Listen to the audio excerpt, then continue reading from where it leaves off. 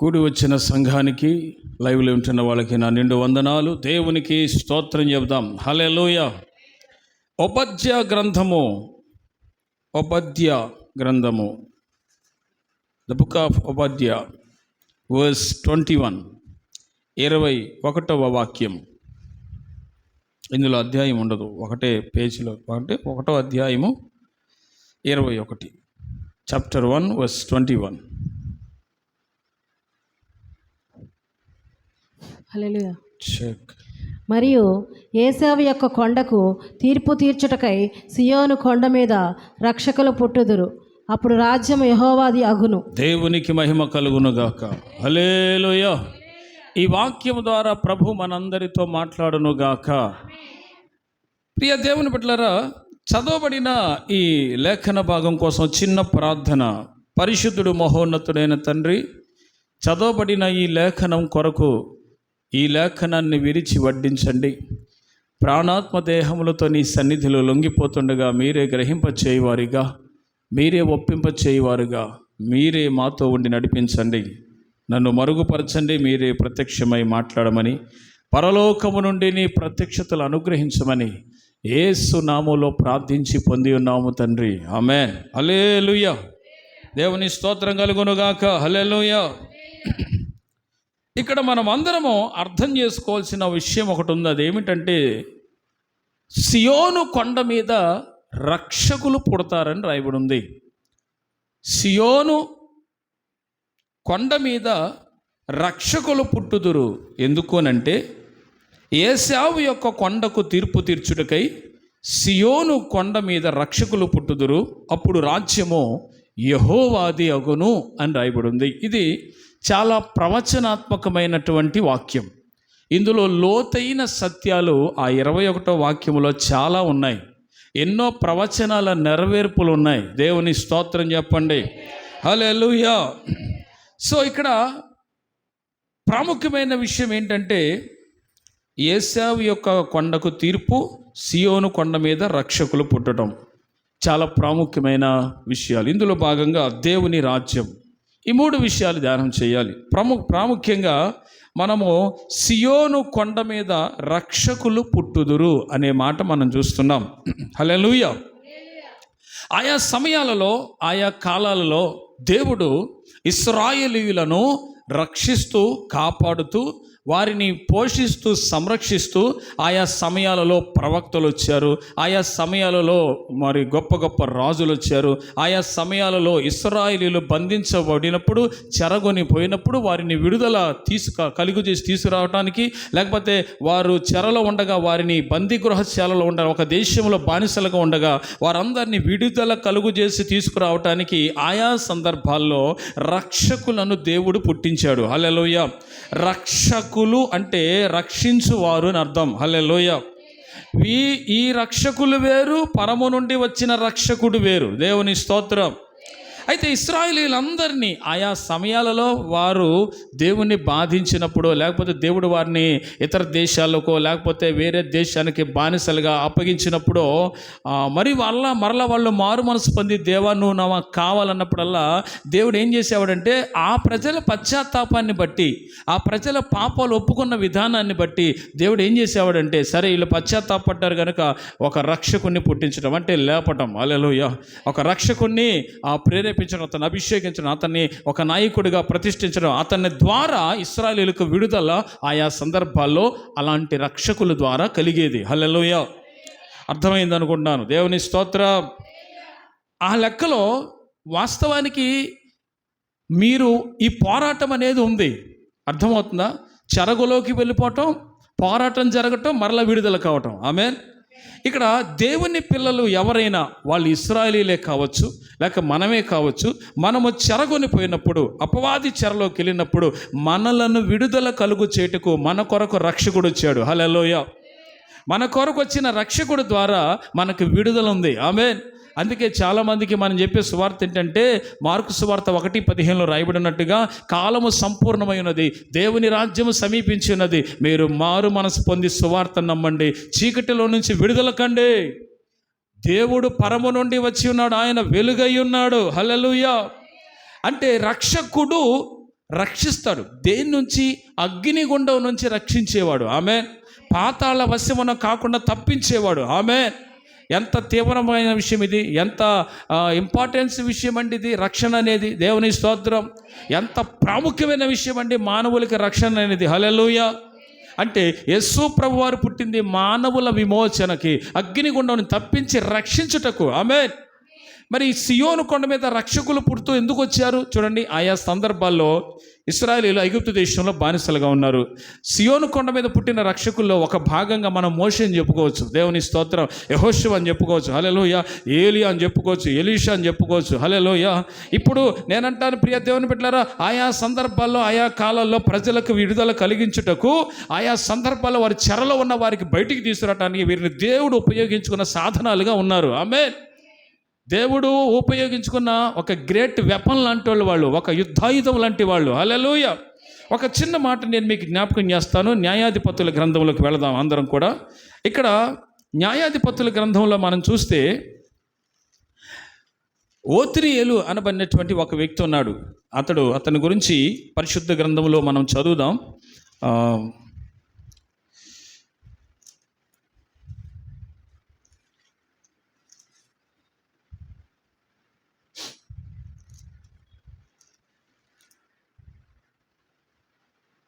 3వ అధ్యాయం 8-9. అందుని గూర్చి యెహోవా కోపము ఇశ్రాయేలు మీద మండగా ఆయన అమర్నాహరాము యొక్క రాజైన కూషు నిషాతయ్యము చేతులకు దాసులగుటకై వారిని అమ్మవేసెను. ఇశ్రాయేలీలు 8 సంవత్సరములు కూషు నిషాతయ్యమునకు దాసులుగా నుండిరి. ఇశ్రాయేలీలు యెహోవాకు మొరపెట్టగా యెహోవా కాలేబు తమ్ముడైన కనజు యొక్క కుమారుడగు ఒత్నీయేలును రక్షకునిగా ఇశ్రాయేలు కొరకు నియమించి వారిని రక్షించెను. దేవునికి స్తోత్రం చెప్పండి. హల్లెలూయా, హల్లెలూయా. ఇశ్రాయేలీలు తిరుగుబాటు చేసినప్పుడు దేవుడు కూషాన్ రిషాతాయిముకు అప్పగించాడు.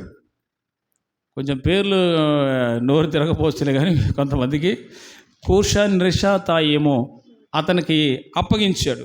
అతనికి అప్పగించినప్పుడు వీళ్ళు 8 సంవత్సరాలు చెరలో ఉన్నారు. చెప్పండి ఎన్ని సంవత్సరాలు? చెప్పండి ఎన్ని సంవత్సరాలు చెరలో ఉంది? 8 సంవత్సరాలు బానిసలుగా ఉన్నారు. ఈ బానిస సంఖ్యల నుంచి విడుదల కలిగించాలంటే వీళ్ళకి మారు మనసు రావాలి. దేవుడు ఎప్పుడైనా వీళ్ళు ఎప్పుడు సరిగ్గా మారు మనసు పొందుతారా అని చూస్తాడు దేవుడు. హల్లెలూయా. వీళ్ళు తప్పు చేశారు. అన్ని తరాల వాళ్ళు తప్పు చేసిన వాళ్ళుగా ఉండరు, నీతిమంతులు కూడా ఉన్నారు. హల్లెలూయా, హల్లెలూయా. అయితే బైబిల్లో ఇప్పుడు కొత్త నిబంధనలు ఏమనుంది? నీతిమంతుడు ఒక్కడు లేడు, దేవుణ్ణి కనుగొనేవారు ఒక్కళ్ళు లేరు అన్నట్టుగా లేఖనాలు మనకు ఘోషిస్తూ ఉన్నాయి. అవునా? నిజమే. కానీ పరలోకంలో నీతిమంతుల ఆత్మలు ఉన్నాయని చెప్తున్నాడు కదా దేవుడు. హల్లెలూయా, స్తోత్రం. వీళ్ళంతా ఎవరంటే క్రీస్తు రక్తం వలన మాత్రమే నీతిమంతులుగా మార్చబడిన వారు. Okay, right. ఇప్పుడు చూడండి, కూషాన్ రిషాతాయిము అనే వ్యక్తి ఎవరైతే ఉన్నాడో అతనికి ఇశ్రాయేలుని అప్పగించేశాడు దేవుడు. కారణం, యెహోవా మీద తిరుగుబాటు చేసిన ఇశ్రాయేలీయులు. వీళ్ళు ఎప్పుడైనా గమనించండి, ఆ ప్రజలను ఉద్దేశించి మన ఎగ్జాంపుల్కి తీసుకుంటే ఇలాగ ఉండకూడదని అనిపిస్తుంది అసలు. హల్లెలూయా. మాటికి దేవుణ్ణి శోధించడం. ఇప్పుడు భక్తి కలిగి ఉన్న తరాల్లో వాళ్ళ తరాల్లో భక్తి కలిగి ఉన్న వాళ్ళేమో దేవునికి లోబడితే దేవుడు ఎంతో శాంతి సమాధానాన్ని నెమ్మదిస్తూ వచ్చాడు. అక్కడ దాకెందుకు? ఎగ్జాంపుల్గా చూద్దాం. ఒక వ్యక్తిని తీసుకుందాం, ఈ ఒత్నియేలుని తీసుకుందాం. ఇతను ఎలాంటి వాడు? కనజు, ఈ యొక్క కాలేబు తమ్ముడు, కనజు కుమారుడు. ఇక్కడ మీరు ఆలోచిస్తే ఇతన్ని దేవుడు లేపి ఇతన్ని అభిషేకించడానికి కారణం ఏంటి? అన్ని లక్షల మంది ఇశ్రాయేలీయులకి పశ్చాత్తాపం కలిగింది. హల్లెలూయా. పశ్చాత్తాపం చేసిన తప్పును బట్టి కలిగింది. హల్లెలూయా. దేవుని బిడ్డలారా, నిజంగానే మనం చేస్తున్నటువంటి పాపములు ఎవరైతే చేస్తున్నారో ఆ పాపములను బట్టి పశ్చాత్తాప పడాలి. ఆమేన్. లేఖనంలో మాట ఉంటుంది, దైవ చిత్తానుసారమైన దుఃఖము రక్షణార్థమైన మారు మనస్సును కలుగ చేస్తుందంట. దైవ చిత్తానుసారంగా రావాలి పశ్చాత్తాపం. ఆమేన్.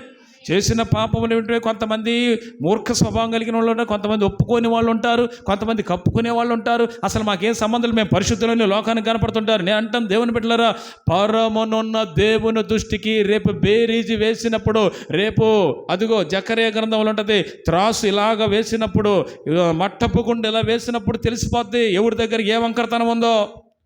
స్తోత్రం, హల్లెలూయా, హల్లెలూయా.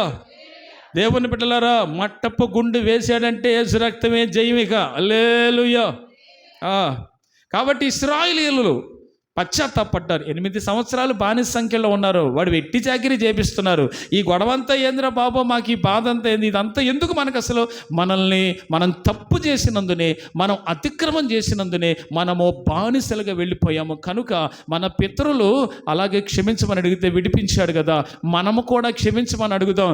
మన తరంలో కూడా ఈ బానిస సంఖ్యలు వద్దు, మనం దేవుని బతిమలాడదామని వాళ్ళందరూ కలిసి యెహోవాను వేడుకున్నారంట, యెహోవాను అనుసరించాలనుకున్నారంట. వెంటనే దేవుడు ఏం చేశారంటే, ఎవరున్నారా చూడండి, దేవుడు వెంటనే చూస్తాడు.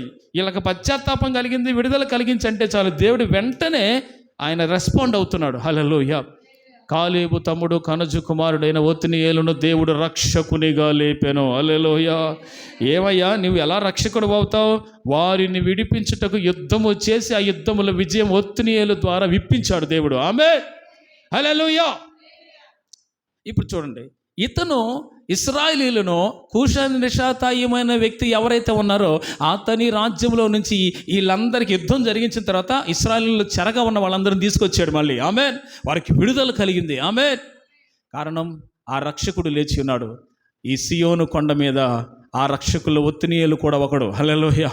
ప్రజలను విడిపించుటకు దేవుడు ఆయా సమయాలు, ఆయా కాలాలు, ఆయా ప్రాంతాల్లో, ఆయా సందర్భాలలో ప్రవక్తలను లేపాడు, రక్షకుల్ని పుట్టించాడు ప్రజల క్షేమం కొరకు. హల్లెలూయా. రక్షకుని రాకన గురించి కూడా ప్రవక్తలు ప్రవచించారు. హల్లెలూయా. ఎవరా నిజ రక్షకుడు అంటే మన ప్రభు అయిన యేసు. రక్షకుడు అంటే రక్షించువాడు, నిన్ను తప్పించువాడు, అగ్నిగుండం నుంచి విడుదల కలుగు చేయవాడు, అసలు అక్కడికి పోనీకుండా తప్పించేవాడు, అడ్డుపడగలిగిన వాడు. దేవునికి మహిమ కలుగునుగాక. చూడండి, ఒత్నియేలు విడుదల కలుగు చేశాడు. బట్ ఎలా కలుగు చేశాడని ఇంపార్టెంట్. అంటే నీ శక్తి, నీ యుద్ధం, నీ కత్తి, నీ వ్యవహారం, నీ సైన్యం అదేం పనికిరాదు. హల్లెలూయా, పనికిరాదు. ఇప్పుడు మీరందరూ మీ కుటుంబ క్షేమం కోసం అందరూ ఏం చేస్తున్నారంటే,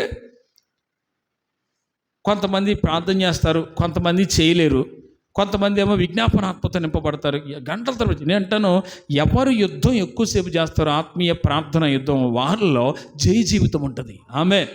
ఇది పరిశుద్ధాత్మ దేవుడు ఇచ్చేది. ఆమేన్. దేవుని స్తోత్రం. ఒత్నియేలును లేపినప్పుడు దేవుడు ఏం చేశాడు తెలుసా? తన ఆత్మను, యెహోవా ఆత్మ ఒత్నియేలు మీదకి దిగిరాగా అంటుంది. హల్లెలూయా. Can you read it? 10. యెహోవా ఆత్మ అతని మీదకి వచ్చిన అది వస్తేనే, యెహోవా ఆత్మ ఆ ఒత్నియేలు మీదకి వస్తేనే గెలుస్తాడు యుద్ధంలో. హల్లెలూయా. ఓ గిద్యోను, నీ సంగతి ఏంటి మరి? ఏమి లేదండి బాబా, మేమందరం గానుగు సాట గోధుమ దొల్లగొట్టకుండా మాకు వేరే పనే ఉంది. పరాక్రమశాలి, బలాఢ్యుడా అని పిలుస్తున్నాడు దేవుడు. కానీ ఎన్నో సంవత్సరాలుగా మిథ్యానీయుల దేశంలో పరవాసులుగా, పరదేశులుగా, లేకపోతే బానిసలుగా ఉంటే దేవుడు ఆ గిద్యోను దగ్గరకు వచ్చి ఏం చేశాడండి? ఆ గిద్యోన్నే లేపి రక్షకుడుగా నిలిపాడు అక్కడ. ఆమేన్. ఇశ్రాయేలీయులకు విడుదల కలిగించాడు. హల్లెలూయా. బలమైన యుద్ధం జరిగించాడు అక్కడ. హల్లెలూయా. 300 మందితో చేశాడు యుద్ధం. మీకు తెలియదు ఏముంది? స్తోత్రం చెప్పండి. 300 మందితో జరిగించాడు యుద్ధం.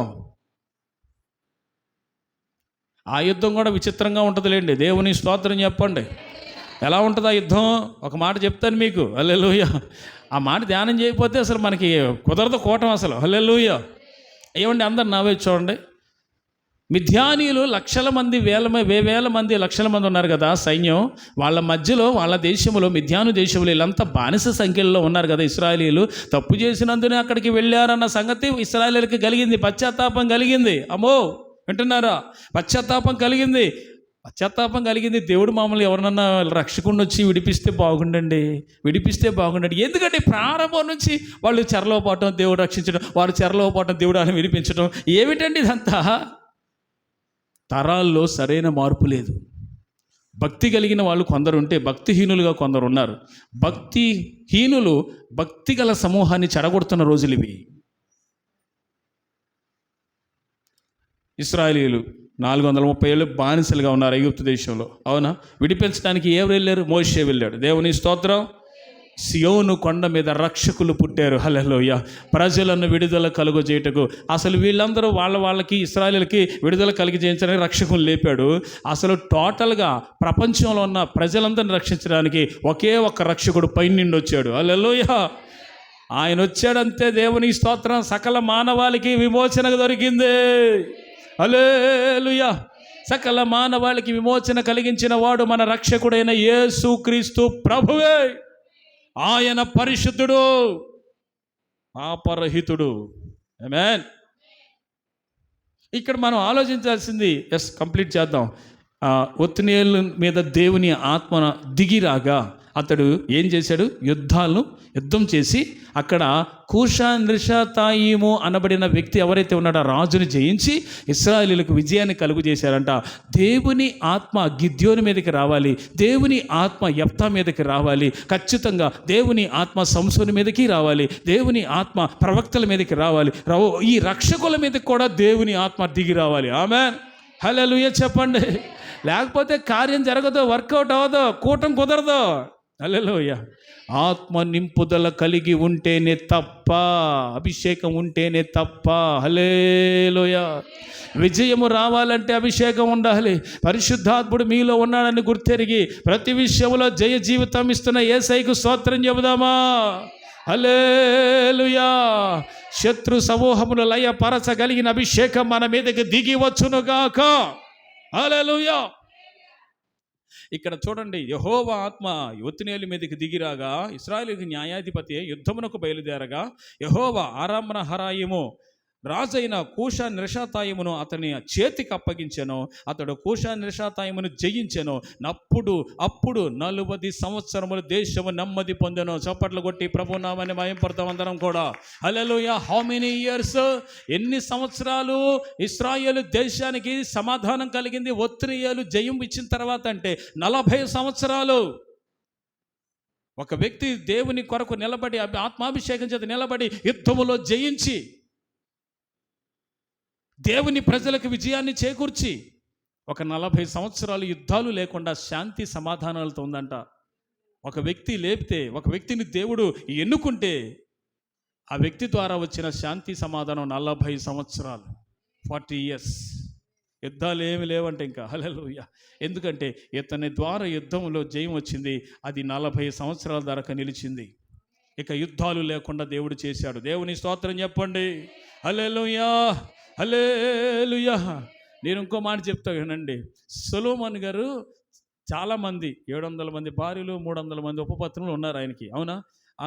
అయితే అతను అధికమైనటువంటి అంటే ఈ వివాహాలు చేసుకోవటం బట్టి ఆయన ఉద్దేశం ఏంటంటే ఆయా రాజ్యాలు ఉంటారు కదా అధిపతులు, ఈ కూతుళ్ళు ఎవరు 700 మందిని చేసుకున్నాడు కదా, 300 మంది ఉపపత్నులు ఉన్నారు కదా, వీళ్ళందరూ కూడా చుట్టుపక్కల ఉన్నవారి దేశాల పిల్లలేగా, రాజుల పిల్లలేగా. అవునా కాదా? మరి వాళ్ళని వివాహం చేసుకున్నప్పుడు ఇతనికి యుద్ధాలు ఉంటాయి. ఇంకా అల్లుడేగా అంటారు. అవునా? 1000 మంది వేసి రక్త విజయం. ఇక్కడ ఒకళ్ళతోనే తిప్పలడిపోతున్నాం. హల్లెలూయా. దేవుని స్తోత్రం. హల్లెలూయా. ఆయన గారు 1000 మందిని చేసుకున్నాడు. ఆ జీవితం ఏంటో అసలు అన్నీ దేవుడు అంతగా ఎక్స్పీరియన్స్లోకి నడిపించాడు. అన్నీ వ్యర్థం అన్నాడు చివరికి. అన్నీ ఆ లోతులకు నడిపించి మనకి చెప్పాలి, ఇదంతా వేస్ట్ రా బాబు, సూర్యుని కింద జరుగుతుందంతా సమస్తం వ్యర్థం రా. వీటన్నిటిని విన్న తర్వాత తేలిన ఫలితార్థం ఏమంటే అని ఉంటుంది లాస్ట్ అధ్యాయంలో, లాస్ట్ మాటలో ఏముంటాయంటే, యెహోవా యందు భయభక్తులు కలిగి చక్కగా నడుచుకోనరా మానవ కోటికి ఇదే విధి అన్నాడు. చివరికి భక్తి కలిగి ఉండటమే మానవ కోటికి మంచిదిరా అన్నాడు. హల్లెలూయా. స్తోత్రం చెప్పట్ల మీరు. హల్లెలూయా. కాబట్టి సొలొమోన్ గారు చుట్టూ దేశాల్లో ఎక్కడా కూడా అతను యుద్ధం చేసినట్టు ఉందా అసలు చెప్పండి? మొత్తం సమాధానంగా ఉంది. సరే చూడండి, దావీదు ఇశ్రాయేల్ మీద దేశం మీద రాజు అయ్యాడు. పాపం ఆయన రాజు అయిన దగ్గర నుంచి ఒకటే పరిగెత్తడం, పరిగెత్తే పనిలోనే ఉన్నాడు. సౌలు ఎక్కడ చంపుతున్నాడో ఏంటని భయపడి వెళ్ళట్లా, అభిషేకాన్ని గౌరవించి వెళ్తున్నాడు. దేవుని స్తోత్రం చెప్పండి. హల్లెలూయా. చేతగాక కాదు, చేవలేక కాదు, బలముంది. ఒక దావీదే 10,000 మందితో సమానుడు. దేవుని స్తోత్రం చెప్పండి. అంత బలమైన యుద్ధశూరుడు. హల్లెలూయా. ఒకప్పుడు కత్తి పట్టడం ఇదంతా నాకు అలవాట్లేదండి అన్నోడే కత్తి తిప్పుతున్నాడు కథన రంగంలో. హల్లెలూయా. దేవునికి స్తోత్రం చెప్పండి. గొల్లియాతు ఖడ్గం వాడే రేంజ్కి వచ్చాడంటే అర్థం చేసుకోండి. హల్లెలూయా, హల్లెలూయా. దావీదంట రాజు 7 సంవత్సరాలేమో, మొత్తం ఆయన 40 సంవత్సరాలు రాజుగా ఉన్నాడు. దేవుని స్తోత్రం చెప్పండి. 40 years. మరి దేవుని బిడ్డలారా, అతడు ఉన్నప్పుడు కూడా యుద్ధాలు జరిగినాయిగా. స్తోత్రం చెప్పండి. యుద్ధములు ఇక్కడ రాయబడి ఉంటుంది ఒక మాట, అతడు యెహోవా యుద్ధములు జరిగించుచున్నవాడని. ఆమేన్.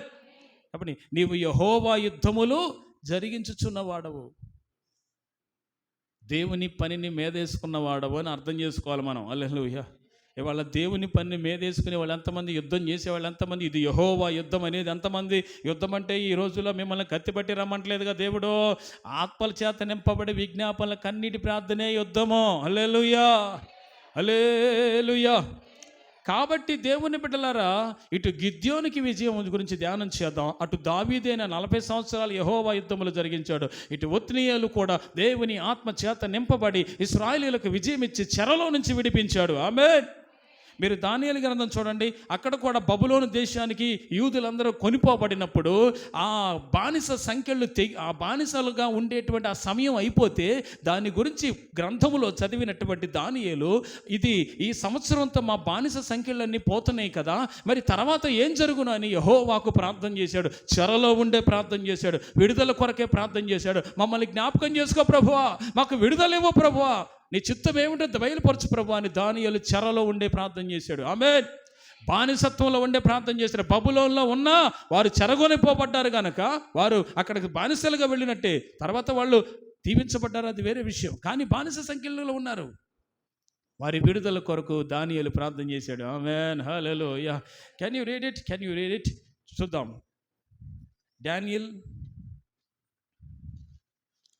దానియేలు గ్రంథము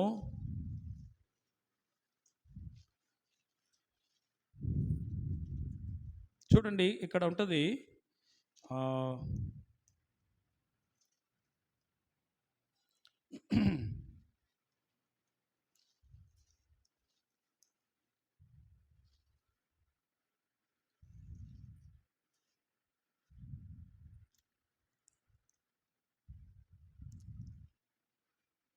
తొమ్మిదవ అధ్యాయం, డానియల్ చాప్టర్ 9 verse 1, 2, 3.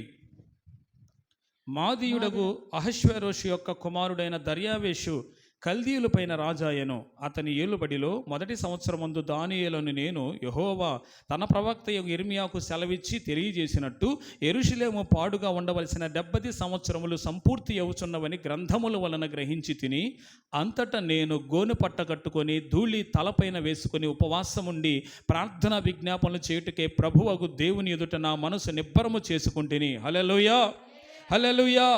అక్కడ మీరు అదంతా చదువుకోండి. అక్కడ ఏముంటుందంటే, అయ్యా నువ్వు బానిసలుగా తీసుకెళ్ళావు కదయ్యా, 70 సంవత్సరాలు ఇక్కడ ఉన్నాం కదయ్యా, బబులోని చెరలో ఉన్నాం కదయ్యా, ఇక మాకు విడుదల ఇవ్వా ప్రభు అని దానియేలు ఆ ప్రార్థన అంతా చేశాడు. దేవుని స్తోత్రం చెప్పండి. ఆ ప్రార్థనలో ఒక మాట చదువుతాను చూడండి. వాళ్ళు చేసిన తప్పుని, ఇశ్రాయేలీయులు చేసిన తప్పుని దానియేలు ఒప్పుకుంటున్నాడు. చూడండి, ఈరోజు కుటుంబంలో మన సహోదరులు కానీ, మన కుటుంబంలో కానీ, సంఘంలో కానీ ప్రజల పాపాలన్నీ మేదేసుకొని, ప్రభువా ఈ పాపం నేనే చేసి, నువ్వు చేయకపోయినా వాళ్ళందరి పాపలు ప్రభువా నేనే చేశానని ఒప్పుకుంటున్నట్టుగా దానియేలు ఒప్పుకున్నట్టుగా ఒప్పుకో నీ ఇంట్లో కూడా. హల్లెలూయా. ఈ పాపం నాదే ప్రభువా, ఈ దోషం మాదే ప్రభువా, అయ్యా మమ్మల్ని వారు తెలియక చేశారు, కానీ ఆ పాపం నేను చేసినట్టుగా ఒప్పుకుంటున్నానయ్యా. I will confess my Lord in front of you. నీ ఎదుట నేను నా పాపమును ఒప్పుకుంటున్నానని దానియేలు ప్రార్థించినట్టుగా ప్రార్థించు. స్తోత్రం చెప్పండి. మోషే పూటబడలేదా? ఈ ఇశ్రాయేలు నిమిత్తం నువ్వు తప్పుగా మోషే వీళ్ళందరినీ తొలగించి నేను నాశనం చేసి అగ్ని చేత కాల్చేసి నీకు నీ సంతానానికి కనాను దేశాన్ని ఇస్తానని వాగ్దానం చేయలేదా దేవుడు? అనలేదా? ఇప్పుడు నేను చెప్పేది ఏంటంటే, కొట్టివేసి ఇవ్వటం ఎంతసేపు? ఈ లేఖనంలో మీరు ఆలోచించండి. చెరలో ఉన్న వారికి విడుదల కలిగించడం కూడా దేవుని చిత్తమే. ఆమె విడుదల కలిగించడం దేవుని చిత్తమే. కానీ ప్రార్థించే వాళ్ళు కావాలి, కనిపెట్టే వాళ్ళు కావాలి. ఆ రోజుల్లో ప్రవక్తగా దానియేలు ఉన్నాడు. అందుకని దేవుడు అతనికి ఈ గ్రంథం దొరకటం కూడా దేవుని చిత్తమే. ఆ గ్రంథం చదవటం దేవుని చిత్తమే. ఈ సంవత్సరంతో మాకు చెర ముగిస్తుంది కదా, ఇక ఆ యూదులమైన మాకు విడుదల ఉంది కదా, మరి యెహోవా ఏం చేస్తాడని ప్రార్థన చేస్తున్నాడు. వాళ్ళు చేసిన తప్పిదాల్ని మేం చేసినట్టుగా ఒప్పుకుంటున్నాడు దానియేలు. హీ కన్ఫెస్ దేర్ సిన్స్, వాళ్ళ పాపములను దానియేలు ఒప్పుకుంటున్నాడు. ఆ మాట చదవండి ఒకసారి. Can you read it? 8 లేదంటే 7 నుంచి. ప్రభువా నీవే నీతిమంతుడవు, మేమైతే సిగ్గుచేత ముఖ వికారము నొందిన వారము, మేము నీ మీద తిరుగుబాటు చేసితిమి, దానిని బట్టి నీవు సకల దేశములకు మమ్మును తరిమితివి.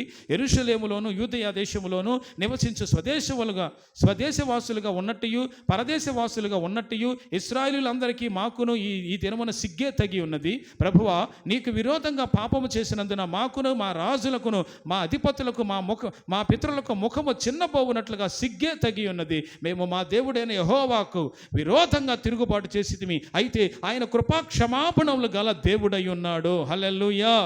అయ్యా మమ్మల్ని క్షమించండి. చూడండి 13. మోషే ధర్మశాస్త్రం అందు వ్రాయబడిన కీడంతయు మాకు సంభవించినను మేము మా చెడు నడవడి మానకపోతిమి, నీ సత్యము అనుసరించి బుద్ధి తెచ్చుకొనుకున్నట్లు మా దేవుడైన యెహోవాను సమాధానపరచుకొనపోతిమి. మేము మా దేవుడైన యెహోవా మాట వినలేదు గనుక ఆయన సమస్త కార్యముల విషయమై న్యాయస్థుడయ్యుండి సమయము కనిపెట్టి ఈ కీడు మా మీదకి రాజేసెను. ప్రభువా మా దేవా, నీవు నీ బాహుబలం వలన నీ జనమును ఐగుప్తులో నుంచి రప్పించడం వలన ఇప్పటి వరకు నీ నామమును ఘనత తెచ్చుకుంటివి. మేమైతే పాపం చేసి చెడు నడతలు నడిచిన వారము. ప్రభువా మా పాపాలు, మా దోషాలు, మా అతిక్రమాలన్నీ నేను ఒప్పుకుంటున్నాను అంటున్నాడు దానియేలు. I will confess my lord. ఈ స్థలం మీదకి నీ ముఖ ప్రకాశాన్ని రానివ్వండి, ఇశ్రాయేలు ప్రజల మీదకి నీ కనికరం రానివ్వండి అని ఒక్కడు దానియేలు దేవుని తట్టు ముఖం ఎత్తి ప్రార్థించడానికి కూడా సిగ్గే తగి ఉన్నది మాకు నాయన. ఏమని మా తలెత్తి నీ కోసం ప్రార్థన చేయమయ్యా, మా విడుదల కోసం ఎలా ప్రార్థన చేయ, మేము తప్పు చేసిన వారమే, తిరుగుబాటు చేసిన వారమే ప్రభు అని దానియేలు ప్రార్థన చేస్తున్నాడు. అదంతా దానియేలు ప్రార్థన. దేవుని స్తోత్రం. హల్లెలూయా, హల్లెలూయా. విడుదల విడుదల విడుదల విడుదల కలిగించుట ఒకడు కనిపెట్టి ప్రార్థన చేస్తున్నాడు. ఆయన దానియేలు గారు. దేవుని స్తోత్రం చెప్పండి. హల్లెలూయా. కాబట్టి ఆయా సందర్భాలలో, ఆయా సమయాలలో, ఆయా కాలాలలో సమయం వచ్చినప్పుడు దేవుడు ప్రవక్తలను లేపి, రాజుల్ని లేపి, రక్షకులను లేపి సియోను కొండ మీద ప్రజలకు విడుదల, విమోచన, చెరలోకి వెళ్ళిపోయినప్పుడు విడుదల ఆయనే కలిగించాడు. తప్పు చేసినప్పుడు శిక్ష పడింది, కానీ పశ్చాత్తాపడితే మరల రక్షకులను లేపి వారి ద్వారా విమోచించాడు. దేవునికి మహిమ కలుగునుగాక. హల్లెలూయా చెప్పండి. దేవునికి స్తోత్రం చెప్పండి. ఇప్పుడు గిద్యోను దగ్గరకు వద్దాం. ఇందా చెప్పుకుందాం అనుకున్నాం కదా. ఆయన దాదాపుగా 300 మంది ఉన్నా ఆయన దగ్గర. వాళ్ళు ఎలాంటి వాళ్ళు అంటే దేవుని బిడ్డలారా, మంచినీళ్ళు ఎలా తాగాలో కూడా తెలియనటువంటి వారు. యేసయ్య అంటారు, మీరు ఈ సైన్యం అంతా కూడా ఇంచుమించు ఒక 30,000 మంది ఏమో ఏర్పరచుకున్నారు, అంతేనా? కొన్ని వేల మంది వచ్చారు. ఈ మిద్యాను దేశంలో కూడా ఇశ్రాయేలీయులకి కొంతమంది సైన్యం ఉన్నారు. వీళ్ళందరూ వచ్చారు. దేవుడు అంటాడు, వీళ్ళంతమంది అక్కర్లేదు, నా మహిమ తెలియాలంటే ఎంతమంది సైన్యం ఉంటే ఉపయోగం ఏముందంటే, వాళ్ళే లక్షల మంది ఉన్నారుగా ప్రభువా, మరి ఇక్కడ ఉన్నదేమో కొద్దిమందేగా. దేవుడి దృష్టికి వాళ్ళు కూడా ఎక్కువే. ఫిల్టర్ చేశాడు దేవుడు. చివరికి ఎంతమంది అయ్యారు తెలుసా? ఆ ఫిల్టర్ ఎక్కడ చేశాడు? వాటర్ తాగే దగ్గర చేశాడు. అందరు వెళ్ళారు, వాటర్ తాగారు. ఒకడేమో మోకాల మీద తాగాడు, ఒకడేమో ఒంగోలు తాగాడు, ఒకడేమో కుక్క గతికినట్టు గతికాడు. వాళ్ళని డివైడ్ చేశాడు. కుక్క గతికినట్టు నీళ్లు గతికిన వాళ్ళని డివైడ్ చేస్తే వాళ్ళు 300 మంది అయ్యారు. మిగతా వాళ్ళందరూ వెళ్ళిపోండి అన్నారు. యుద్ధం అంటే భయం ఉన్న వాళ్ళు కూడా వెళ్ళిపోమన్నాడు. అందరూ వెళ్ళిపోయారు. ఇక మిగిలింది 300 మంది. ఇప్పుడు గిద్యోనికి టెన్షన్ పడుతుంది. వారు యుద్ధం చేయగలిగిన వాళ్ళందరూ పోయారు, కత్తి ఆడించగలిగిన వాళ్ళందరూ పోయారు. వీళ్ళు ముగ్గురు ఉన్నారు, ఈ 300 మంది ఉన్నారు. వీళ్ళతో యుద్ధం ఎలా? వెంటనో యుద్ధము యెహోవాది అన్నప్పుడు ఆయన చెప్పినట్టుగా ఆయన నడవడికలు వెళ్తే విజయం వస్తుంది. ఆమేన్ చెప్పండి. స్తోత్రం చెప్పండి. హల్లెలూయా, హల్లెలూయా. చూడండి, వాళ్ళందరినీ సెలెక్ట్ చేసుకున్నాను. వాళ్ళ చేతిలో కత్తులు పెట్టమంటావు. కనీసం 300 మంది అన్నా తలా ఒక కత్తి ఇద్దాం అనుకున్నాడేమో ఆయన. ఈ 300 మంది కన్నా తలా ఒక కత్తి ఇద్దాం అనుకున్నాడేమో. దేవుడు అన్నాడు, ఒక్కొక్కటి చేతిలో దివిటి పెట్టి చేతిలో ఏమన్నాడు? నోట్లో బోర, చేతిలో దివిటి. స్తోత్రం. ఏదండి? నోట్లో బోర, చేతిలో దివిటి. ఆటితో యుద్ధం విజయం ఎట్లా వస్తుంది? అది మీరు చెప్పండి. అసలు నోట్లో బోర, చేతిలో దివిటితో మిథ్యాను సైన్యాన్ని జయించచ్చా? ఎవరికైనా ధైర్యం వస్తుందా? ఈయనకు ధైర్యం రావడానికి దేవుడు ఏం చేశాడంటే, మిథ్యాను సైనికుల్లో ఒకటి కలగంటే ఆ కళ వాళ్ళిద్దరూ గుడారంలో మాట్లాడుకుంటుంటే ఆ కళ మాట్లాడుకునే టయానికి గిద్యోని వెళ్ళమన్నాడు దేవుడు. గిద్యోని వెళ్ళి గుడారం దగ్గర నించుంటే, ఒరే నాకు కళ వచ్చిందిరా. ఆ కళలో ఏదో ఒక యవల రొట్టె డొల్లుకుంటా ఇలా వచ్చి మన గుడారాలకి తగిలిందిరా, మన గుడారాలన్నీ పడిపోయినాయిరా అని అన్నాడు. హల్లెలూయా. మన గుడారాలన్నీ పడిపోయినాయిరా. ఏంది? యవల రొట్టె గుండ్రంగా డొల్లుకుంటూ వచ్చి మీ గుడారాలకు తగిలితే గుడారాలన్నీ పడిపోయినాయా? ఇది నిశ్చయముగా గిద్యోను ఖడ్గము, యెహోవా ఖడ్గమేరా అని అనుకున్నారు. ఇక చూసుకో, రెచ్చిపోతున్నాడు ఇక గిద్యోను. హల్లెలూయా. సూచన దొరికిందిగా. యెహోవా దేవుడు ఎవరిని ఎలా బలపరచాలో ఆయనకు తెలుసు. హల్లెలూయా. అప్పటికే ఆ 2-3 సూచనలు చూపించినా కానీ ఇతనికి మూడోది కూడా దేవుడే చూపించాడు. ఆమేన్. నిశ్చయముగా వాళ్ళ మీద మనకి విజయం కలుగుద్దనేగా దేవుడు చూపించింది. స్తోత్రం చెప్పండి. వాళ్ళిద్దరు మాట్లాడుకుంటుంటే నువ్వు విను, నీకు ధైర్యం వచ్చేస్తుంది అన్నాడు. హల్లెలూయా. ఇక మనకి తిరుగులేదురా, మందే విజయం అనుకున్నారు గిద్యోను. దేవుని స్తోత్రం. కాబట్టి ఆయన చెప్పినట్టుగా ప్రణాళిక వేసుకున్నారు. ఎక్కడెక్కడ మాటు పెట్టాలో పెట్టారు. ఒక 100 మంది ఒక చోట, ఇంకొక 100 మంది ఒక చోట, మొత్తం 3 గుంపులుగా డివైడ్ అయిపోయారు. ఆయన చెప్పినప్పుడు మీరు బోర వదలదండి, నేను చెప్పినప్పుడు కొండలు పగలగొట్టండి అన్నాడు. దేవుని స్తోత్రం. ఆ తర్వాత మీరు ఒక మాట అనాలి, యెహోవా ఖడ్గము, గిద్యోను ఖడ్గము అని అరవాలి. చెప్పండి, ఏమని అరవాలి? కొండలు పగలగొట్టాక యెహోవా ఖడ్గము, గిద్యోను ఖడ్గము. దేవుని స్తోత్రం చెప్పండి. ప్రియ దేవుని బిడ్డలారా, ఇక్కడ కొంచెంసేపు ఆగి మీకు దీన్ని బేస్ చేసుకొని వేరొక భావములో మీకు మాట చెప్పాలని పరిశుద్ధాత్మ ప్రేరేపిస్తున్నారు. అదేంటంటే, జాగ్రత్తగా వినండి. వీళ్ళ నోట్లో ఏముంది? బోర. బోర అంటే దేనికి సాదృశ్యము? గాస్పల్. ఆమేన్. సువార్తకి సాదృశ్యం. హల్లెలూయా.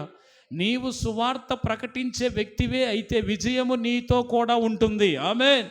You have to preach the word of God. You must preach the word of God. దేవుని యొక్క సువార్తను, ఆ వాక్యాన్ని ప్రకటించే వారమై ఉండాలి. ఆ వాక్యం మనలో ఉండాలి. దేవుని స్తోత్రం చెప్పరే అందరూ. హల్లెలూయా. దేవునికి మహిమ కలుగును గాక. అయితే దివిటి ఆత్మదీపం వెలిగించబడిందంటానికి సాదృశ్యం. ఆత్మదీపము వెలిగించబడిందంటానికి సాదృశ్యం దివిటి. దేవుని స్తోత్రం. మొన్న మధ్య బ్రాంచ్ చర్చిలో దివిటి గురించి చెప్పాను. దివిటి గుర్తుందా? దివిటి దాంట్లో నూనె కూడా ఉండాలి. దివిటిలో నూనె ఉండాలి. అది వెలిగించబడాలి.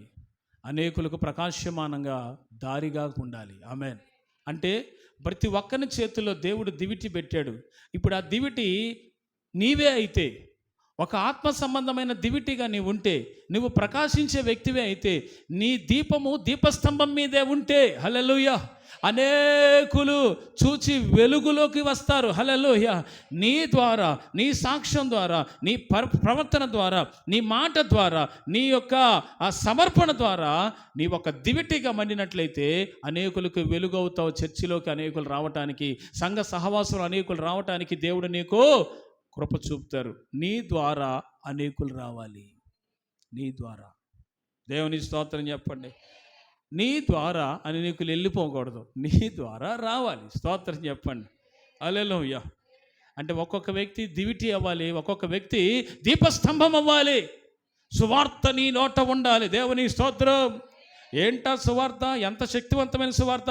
యేసుక్రీస్తు ప్రభు ఈ లోకానికి వచ్చిన పాపములన్నిటి కోసం ఆయన చనిపోయాడు, తిరిగి లేచాడు. ఆయన ఆయనను నమ్ముకుంటే, ఆయనకు ప్రార్థన చేస్తే, ఆయన నీ రక్షకుడిగా అంగీకరిస్తే నీ పాపముల నుంచి విడుదల, శాపం నుంచి విడుదల, పరలోక భాగ్యం నీకు దొరుకుతుంది అనేది బోర. హల్లెలూయా. బోర శబ్దం మోగించాలి. ఆమేన్. ఏ సంఘము బోర శబ్దం మోగించకుండా ఉంటుందో, ఏ వ్యక్తిలో బోర ఉండదో, ఏ వ్యక్తి నోట్లో బోర లేదో, వాళ్ళ వల్ల ఉపయోగం ఏమీ లేదు దేవునికి. ఖచ్చితంగా బోర ఉండాలి, సువార్త ఉండాలి. దేవుని స్తోత్రం. చేతిలో ఉన్న దివిటి నువ్వు వెలిగించబడిన దానికి సాదృశ్యం. ఆయన వెలుగై ఉన్నాడు, ప్రకాశించువాడు. కనుక నువ్వు కూడా ఆయన సన్నిధిలో ఆయన నమ్ముకొని వెలిగించబడ్డావు. నీవు వెలిగించబడ్డావు కనుక అనేకులకు నీవు ఒక వెలుగులుగా ఉండాలి. క్రీస్తుని ఆయన మార్గంలోకి కొంతమంది నడిపించే వ్యక్తిగా నీవు ఉండాలి. దేవుని స్తోత్రం చెప్పండి. హల్లెలూయా. ఇక దేవుడు ఆ 300 మందిని తీసుకొచ్చి 3 ప్రాంతాల్లో 3 చోట్లుగా డివైడ్ చేసి పెట్టి, దేవుడు చెప్పినప్పుడు ఇక్కడ గిద్యోను చెప్తాడు, గిద్యోను చెప్పినప్పుడు బోర ఊదాలి. హల్లెలూయా. బోర ఊదగానే కొండలు వెంటనే పగలగొట్టాలి. హల్లెలూయా.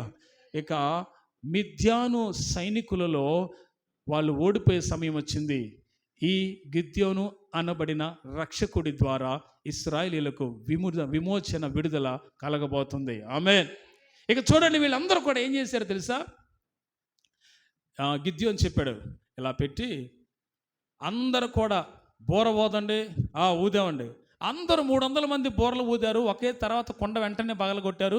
వెంటనే ఏమన్నారు తెలుసా? యెహోవా ఖడ్గము గిద్యోను ఖడ్గం అన్నారు. హల్లెలూయా. యెహోవా ఖడ్గము గిద్యోను ఖడ్గం అనేసరికి మిద్యాను సైనికులలో భయం పుట్టి ఎవడి కత్తి వాడే దూసుకొని చచ్చారు అక్కడ. హల్లెలూయా. వాళ్ళల్లో వాళ్ళే పొడుచుకొని చచ్చారు. దేవుని స్తోత్రం చెప్పండి. కొంతమంది పారిపోయారు భయపడి. హల్లెలూయా. అంటే దేవుడు వాళ్ళ కత్తిని వారికి విరోధంగా తిప్పాడు. ఇప్పుడు చెప్పండి, యుద్ధం చేసింది ఇక్కడ ఎవరు? రక్షకుడిగా ఉంది ఎవరు? గిద్యోను ఎందుకు లేపాడు మరి? హల్లెలూయా. ఒక ఆయన ఉండాలి, ఆయన చేతుల మీద కూడా జరగాలి అన్నీ. హల్లెలూయా. ఆస్ట్ గారు లేకుండా సంఘం ఏడ ఉందరా? హల్లెలూయా. సంఘ కాపరు లేకుండా గొర్రెలన్నీ ఎటు పడితే అటు వెళ్ళిపోతాయి. తెలియదు, ఎట్లా నడవాలో తెలియదు, జీవజల బుక్కలేదు, ఎలా వెళ్ళాలో తెలియదు, మార్గాలు ఎలా నడవాలో తెలియదు, భక్తి ఎలా చేయాలో తెలియదు. సంఘ కాపరు ఉండాలి. స్తోత్రం. కాపరు లేకుండా ఉన్న గొర్రెలను చూసి దేవుడు కనికరించి జాలిపడి వాళ్ళ కోసం ఎన్నో మాటలు చెప్పి, వాక్యం చెప్పి, బలపరిచి స్వస్థపరిచాడంట. హల్లెలూయా. జనులు కాపరు లేని గొర్రెల వలె చెదిరి ఉండగా వారి మీద కనికర పడి అని ఉంటుంది. దేవుని స్తోత్రం చెప్పండి. ప్రియ దేవుని బిడ్డలారా, ఈరోజు నీవు ఒక బోర కలిగి ఉండాలి, వెలుగు దివిటి నీ చేతిలో ఉండాలి. అప్పుడు నీ వాక్యం ద్వారా, నీ సాక్ష్యం ద్వారా అనేకులు చర్చిలోకి వచ్చే అవకాశం ఉంటుంది. దేవుని స్తోత్రం. ఇప్పుడు గిద్యోను విజయం చేకూర్చాడు. అక్కడ ఉన్న ఇశ్రాయేలీయులు కానీ, వాళ్ళతో ఉన్న మిశ్రిత జనం కానీ, నీవు మాకు విజయాన్ని చేకూర్చావని వాళ్ళు చాలా సంతోషంగా ఉన్నారు. దేవుని బిడ్డలారా, రక్షకులను లేపుతున్నాడు దేవుడు. ఎందుకు? ఆయా సమయాలలో. ఇప్పుడు చూడండి, ఒక మాట నేను మీకు చూపిస్తాను. గలతీ పత్రిక, గెలషియన్స్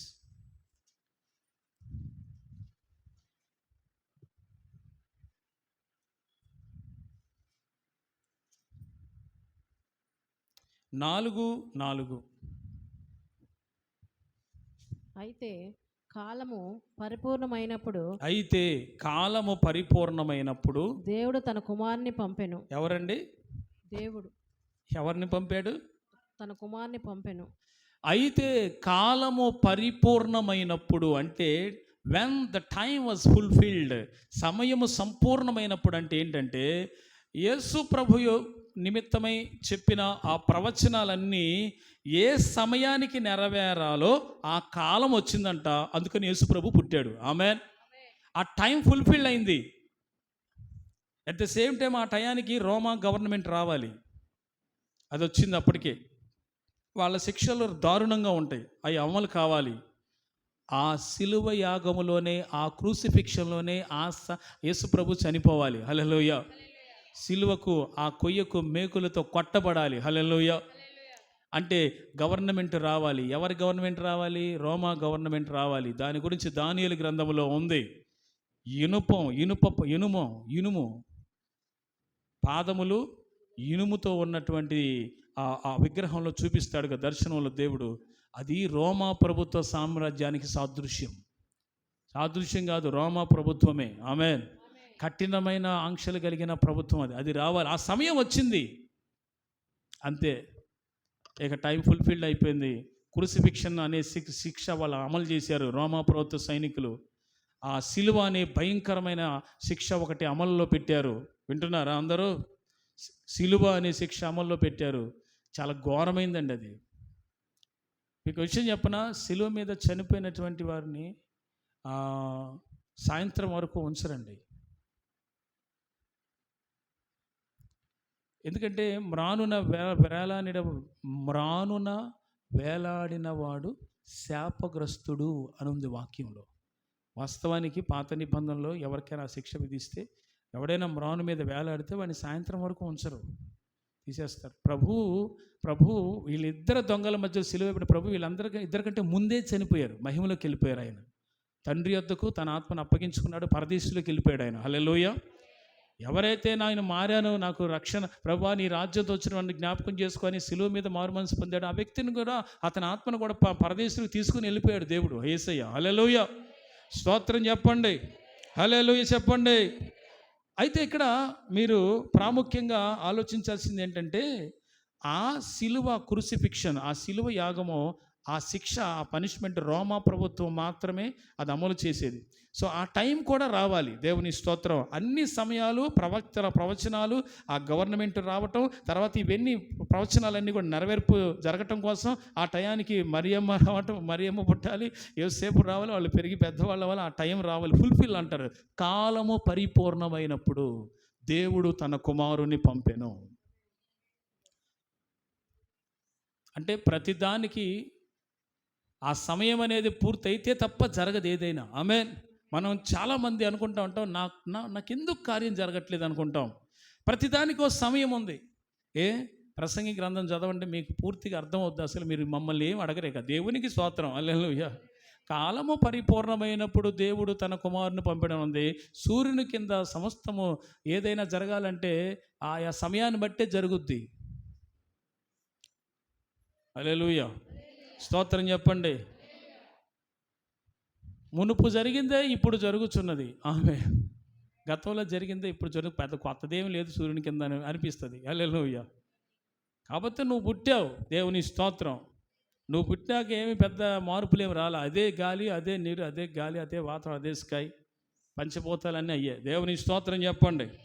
కాలము పరిపూర్ణమైనప్పుడు దేవుడు అంట తన కుమారుని పంపాడు. సరైన సమయంలో ఎప్పుడు యేసు ప్రభు వచ్చి ప్రాణం పెట్టాలో అది దేవుడు నిర్ణయించింది. ఆమేనని చెప్పండి. అది దేవుడు నిర్ణయించింది కనుక ఆ టైంకి ఆయన పుట్టాడు. ఆయన బెత్లెహేములో పుట్టాడు. ఆయన మనుషుల కొరకు పెరిగి పెద్దవాడే మనుషుల కొరకు ప్రాణం పెట్టాడు. దేవుని స్తోత్రం. హల్లెలూయా. So time was fulfilled.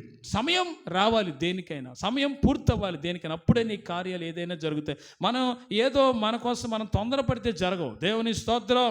ఆ సమయం అనేది ఉంది. ప్రతిదాని కింద, సూర్యుని కింద ప్రతిదానికి ఒక సమయం ఉంది. దేవుని స్తోత్రం చెప్పండి. సో రక్షకుల్ని లేపి దేవుడు ఆయా కాలాల్లో, ఆయా సమయాల్లో ప్రజలకు విడుదల కలిగిస్తూ వచ్చారు. దేవుని స్తోత్రం. ఇక తర్వాత మరి ఒక విషయాన్ని ధ్యానం చేద్దాం పరిశుద్ధ గ్రంథంలో నుంచి.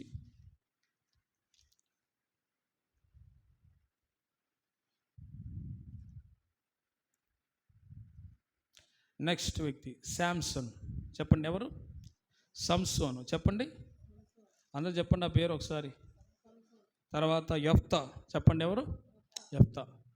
వీళ్ళందరూ మీరు ఒకసారి మీకు వీళ్ళందరి గురించి వివరాలు తెలియాలంటే మన హెబ్రీ పత్రిక 11వ అధ్యాయంలో విశ్వాసుల జాబితా ఉంటుంది.